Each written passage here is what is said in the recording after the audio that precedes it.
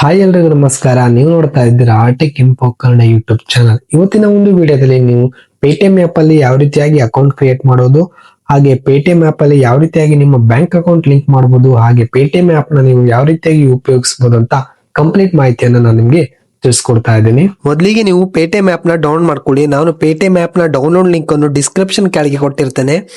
ಅಲ್ಲಿ ಹೋಗಿ ಡೌನ್ಲೋಡ್ ಮಾಡಿ. ಡೌನ್ಲೋಡ್ ಮಾಡ್ಕೊಂಡ ತಕ್ಷಣ ನಿಮ್ಮ ಮೊಬೈಲ್ ನಂಬರ್ ಹಾಕಬೇಕಾಗುತ್ತೆ. ಮೊಬೈಲ್ ನಂಬರ್ ಹಾಕಿ ಕೆಳಗಡೆ ಪ್ರೊಸೀಡ್ ಸೆಕ್ಯೂರ್ಲಿ ಅಂತ ಹಾಕಿ ನಂತರ OTP ಬರುತ್ತೆ. OTP ಎಂಟ್ರಿ ಮಾಡ್ಕೊಳ್ಳಿ.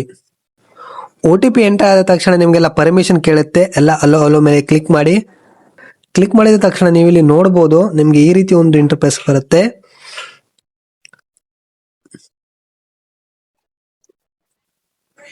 ನಂತರ ನೀವು ಇದರಲ್ಲಿ ಬ್ಯಾಂಕ್ ಅಕೌಂಟ್ ಲಿಂಕ್ ಮಾಡಬೇಕಾಗುತ್ತೆ. ಅದನ್ನು ನೀವು ಮಾಡ್ಲಿಕ್ಕೆ ಇಲ್ಲಿ ಬ್ಯಾಲೆನ್ಸ್ ಸಿಸ್ಟಮ್ ಮೇಲೆ ಕ್ಲಿಕ್ ಮಾಡಿ. ಇಲ್ಲಿ ನೋಡಬಹುದು ನಿಮ್ಗೆ ಆಡ್ ಬ್ಯಾಂಕ್ ಅಕೌಂಟ್ ಅಂತ ಇರುತ್ತೆ, ಅದರ ಮೇಲೆ ಕ್ಲಿಕ್ ಮಾಡಿ. ಕ್ಲಿಕ್ ಮಾಡಿದ ತಕ್ಷಣ ನಿಮ್ಗೆ ಬ್ಯಾಂಕ್ ಲಿಸ್ಟ್ ಬರುವಂತದ್ದು. ಇದರಲ್ಲಿ ನಿಮ್ದು ಯಾವ್ದು ಬ್ಯಾಂಕ್ ಅಕೌಂಟ್ ಲಿಂಕ್ ಇದೆ ನೋಡಿ ನಿಮ್ಮ ಮೊಬೈಲ್ ನಂಬರ್ಗೆ, ಅದನ್ನ ನೀವು ಇಲ್ಲಿ ಸೆಲೆಕ್ಟ್ ಮಾಡ್ಕೊಳ್ಳಿ. ಅಥವಾ ಇಲ್ಲಿ ಸರ್ಚ್ ಮಾಡಬಹುದು. ನೀವು ಸರ್ಚ್ ಮಾಡಿದ್ರೆ ಬರುತ್ತೆ. ನಾನಿಲ್ಲಿ ಆಕ್ಸಿಸ್ ಬ್ಯಾಂಕ್ ಅಂತ ಹಾಕ್ತಾ ಇದ್ದೀನಿ, ನೋಡಬಹುದು. ಸೆಲೆಕ್ಟ್ ಮಾಡ್ಕೊಂಡ ತಕ್ಷಣ ನಿಮ್ಮ ಮೊಬೈಲ್ ನಂಬರ್ ಇಂದ ಟೆಕ್ಸ್ಟ್ ಮೆಸೇಜ್ ಹೋಗುವಂತದ್ದು, ವೆರಿಫಿಕೇಶನ್ ಮೆಸೇಜ್. ಇದಕ್ಕೆ ರೀಚಾರ್ಜ್ ಇರಬೇಕು.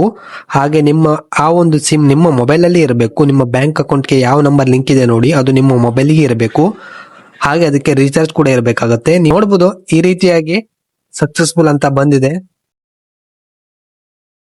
ನಿಮ್ಮ ಬ್ಯಾಂಕ್ ಅಕೌಂಟ್ ಆಡ್ ಆದ ತಕ್ಷಣ ನಿಮ್ಗೆ ಈ ರೀತಿ ಒಂದು ಇಂಟರ್ಫೇಸ್ ಬರುವಂತದ್ದು. ಇಲ್ಲಿ ಚೆಕ್ ಬ್ಯಾಲೆನ್ಸ್ ಮೇಲೆ ಕ್ಲಿಕ್ ಮಾಡಿ ನೀವು UPI ಪಿನ್ ಹಾಕಿ ನೀವು ಬ್ಯಾಲೆನ್ಸ್ ಕೂಡ ಚೆಕ್ ಮಾಡ್ಕೊಳ್ಬಹುದು. ಅಥವಾ ನೀವು ಸ್ಟಾರ್ಟಿಂಗ್ ನಿಮ್ದು UPI ಗೆ ಹೊಸಬರಾಗಿದ್ರೆ UPI ಪಿನ್ ಸೆಟ್ ಮಾಡ್ಲಿಕ್ಕೆ ಬರುತ್ತೆ. ಅದನ್ನ ನೀವು ಡೆಬಿಟ್ ಕಾರ್ಡ್ ನಂಬರ್ ಅಥವಾ ATM ಕಾರ್ಡ್ ನಂಬರ್ ಹಾಕ್ಬಿಟ್ಟು UPI ಪಿನ್ ಸೆಟ್ ಮಾಡ್ಕೊಳ್ಬಹುದು. ಈ ರೀತಿಯಾಗಿ ನೀವು ಪೇಟಿಎಂ ಆಪ್ ಅಲ್ಲಿ ಬ್ಯಾಂಕ್ ಅಕೌಂಟ್ ಲಿಂಕ್ ಮಾಡಿ ಉಪಯೋಗಿಸಬಹುದು. ಇದಾಗಿತ್ತು ಈ ಒಂದು ವಿಡಿಯೋ. ಈ ವಿಡಿಯೋ ಇಷ್ಟ ಆಗಿದ್ರೆ ಲೈಕ್ ಮಾಡಿ, ಹಾಗೆ ಫ್ರೆಂಡ್ಸ್ ಗಳಿಗೆ ಶೇರ್ ಮಾಡಿ. ಮುಂದಿನ ವಿಡಿಯೋದಲ್ಲಿ ಮತ್ತೆ ಸಿಗೋಣ. ಧನ್ಯವಾದಗಳು.